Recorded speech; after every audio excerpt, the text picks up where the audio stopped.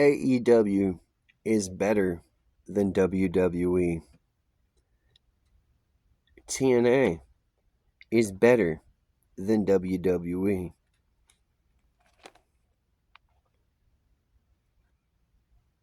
New Japan is better than WWE.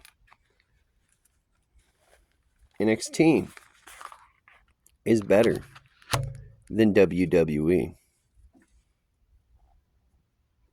Me,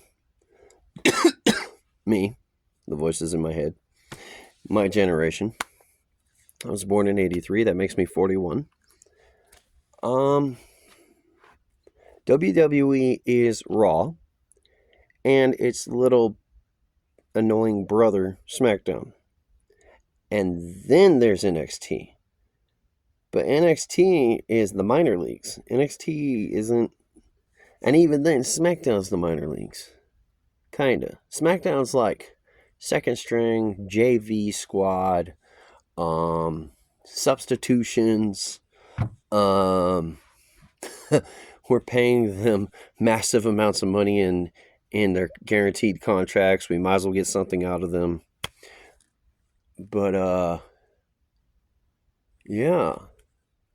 It's kind of funny how people are willing to sign WWE contracts as long as it's NXT.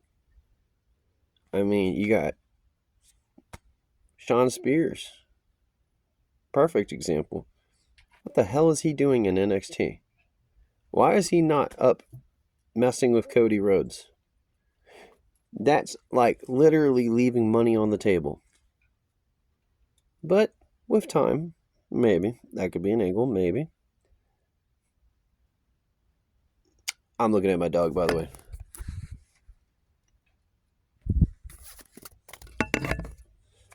I don't know. I'm just kind of thinking about it, and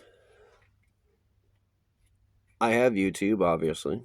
I'm subscribed to TNA, WWE, AEW, and all the sorts.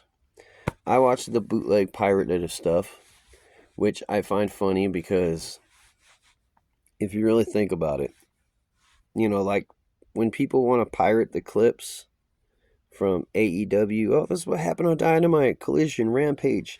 This is what happens 45 minutes long. That's weird because I'm subscribed to AEW, and AEW Digital Media, whatever they're called, they release clips, and they release about, I don't know, 8 clips every single show. And those 8 clips are about 5 minutes long. So if you take 8 and you multiply it by 5, you get 40. And what you're offering through pirating and your little triple line screen of different wrestlers here, and here, what you're offering is 43 minutes. So are you just subscribed to AEW as well, and you say, I don't want to watch 8 different clips. I want to take all the 8 clips, sew them together into one massive supercut, and that's what I'm releasing? Because if that's the case, isn't the referee Aubrey Edwards, isn't she the one that snitches to YouTube and gets all those videos removed? Wouldn't YouTube finally step in and go, okay, Aubrey Edwards, calm down now. What they're showing is exactly what you're showing, but it's sewn together in one supercut. Maybe you guys should take the hint. And usually that's the case. So that's why I'm making this video, because is it just me, or is it the videos that I'm watching where I watch what is effectively the supercut of the different highlights, and then I go on my subscriptions and I watch the highlights and I go, hey, I just watched that on the supercut. So, but they don't call it a supercut. They call it, like full show results or full show highlights. So, I don't know. It's a random thought that I had as I was writing stuff.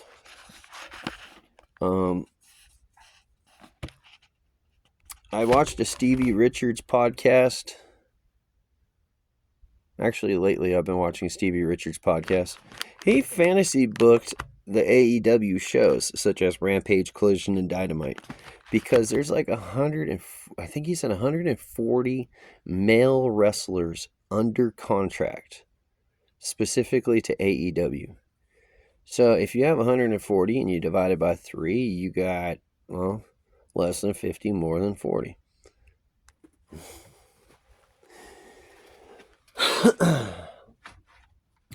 What are you going to do with 40 plus male wrestlers? Not to mention, I forgot how many female wrestlers they said, but I think it was like closer to 50 female wrestlers. And then Tony Khan also has Ring of Honor. So it's the 3 AEW shows plus Ring of Honor, which makes 4 shows. Plus, he's doing the Forbidden Door mindset, which means that, AEW wrestlers can show up in the indie promotions. They could show up in New Japan. They could show up and take the CMLL belts. They could show up and do stuff, work with people. So he started fantasy booking, and I'm like, I want to do that. But then I was like, no, I don't want to piggyback off somebody else's ideas. But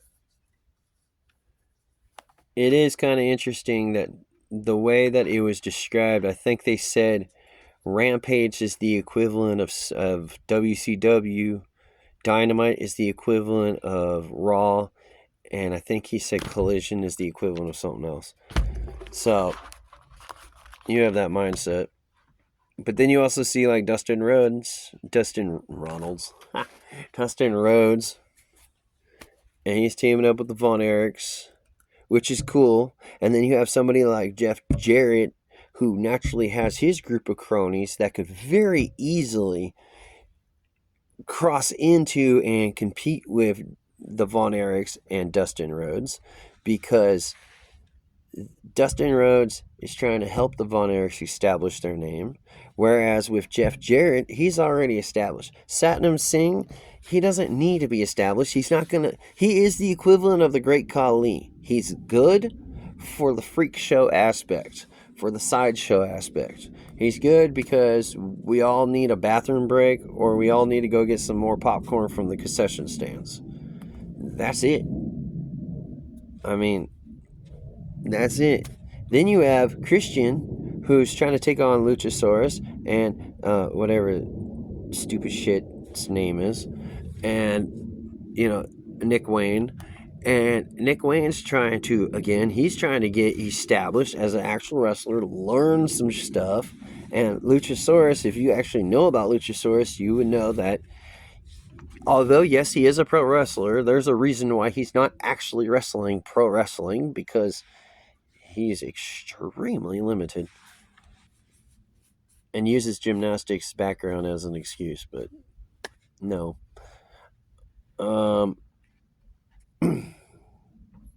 So hooray, hurrah. Hurrah. I firmly believe that Tessa Blanchard and Jimmy Havoc should somehow find their way to AEW.